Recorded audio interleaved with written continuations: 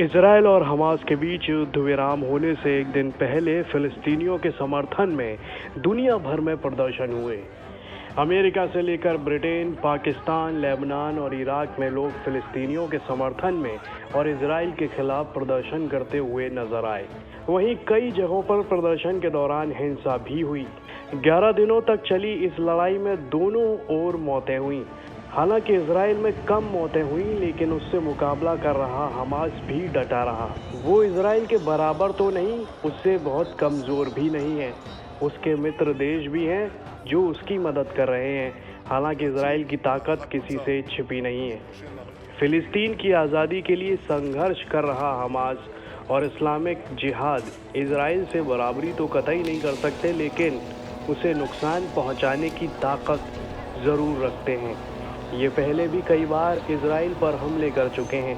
फिलिस्तीन के पास ज़मीन से ज़मीन पर मार करने वाली मिसाइलें हैं। हमास से पिछले दिनों टैंक रोधी लक्षित मिसाइलों का भी इस्तेमाल किया गया था। अब सवाल उठता है कि कौन देता है हमास को हथियार और तकनीक? इजिप्ट दे रहा मिसाइलें। बताया जा रहा है कि हमास और फिलिस्तीन को ये मिसाइलें इजिप्ट दे रहा है।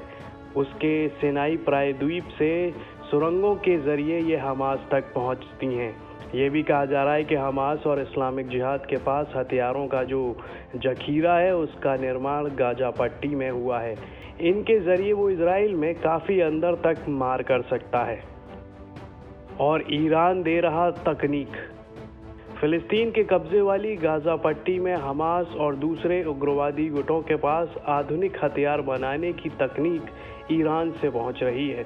जानकारों का कहना है कि गाजा पट्टी में हथियारों के कारखाने ईरान की मदद से चल रहे हैं, इसलिए इजराइल ने इन्हें निशाना बनाया। हमास के पास हथियारों का जखीरा। जानकारों का कहना है कि फिलिस्तीनी आतंकी संगठन हमास के पास हथियारों का भारी स्टॉक है। इनमें अलग अलग किस्म के हथियार शामिल हैं। उसने इजराइल की ओर कई तरह की मिसाइलें दागी हैं। ये भारी विस्फोटकों से लैस हैं। मिडिल ईस्ट में मिसाइलों पर नज़र रखने वाले स्वतंत्र विश्लेषक फैबियान हिंज ने कहा है, इस बार के संघर्ष में सबसे प्रभावशाली बात तो ये है कि हमास थोड़े समय में एक साथ तड़ातड़ रॉकेट दागने में कितना कामयाब रहा है। आपको बता दें कि इस लड़ाई में हमास ने पहली बार अय्याश 250 मिसाइल का इस्तेमाल किया, जिसकी क्षमता 250 किलोमीटर तक मार करने की है। तो वहीं कासम मिसाइलों की रेंज 10 किलोमीटर ही है, लेकिन उनकी मारक क्षमता बहुत ज़्यादा है। हमास के पास कुदस 101 मिसाइलें हैं, साथ ही ग्रेड सिस्टम है और सेजल जैसी 55 मिसाइलें भी हैं।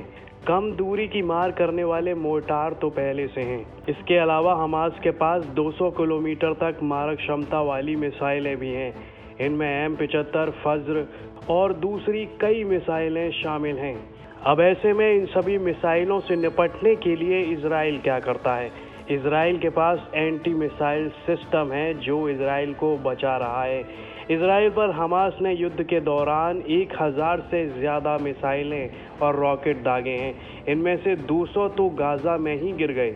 इजरायली सेना का कहना है कि उसकी ओर आने वाली 90% मिसाइलों को उसका आयरन डोम एंटी मिसाइल सिस्टम ही रोककर बेकार कर देता है।